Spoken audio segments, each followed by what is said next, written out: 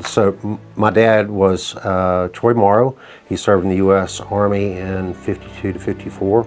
So this gentleman here had a combat infantry badge, and which was unusual to be wearing it in combat because it creates light pops and things, and nobody else did, including my dad. So that signified that he had already spent a year in combat. So I thought, well, it could be Charles George. My dad did not remember. He did not remember any names. He only remembered events.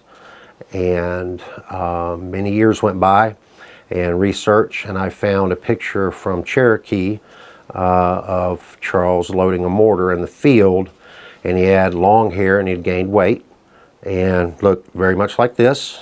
I read the Medal of Honor citation, and Charles was in Charlie Company, 179th. My dad was in headquarters, 179th.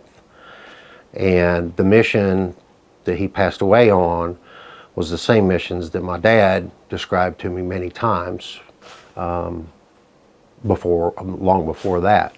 So I started to dig into my dad's records, which I have, his orders to Heartbreak Ridge, his combat infantry badge.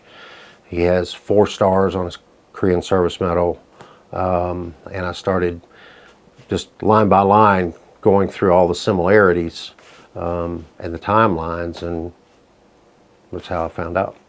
He told me what he thought was a funny story, that he had never taken care at VA here or anywhere else, and the volunteer person told him to go down and apply for care, of which he didn't know how to do that.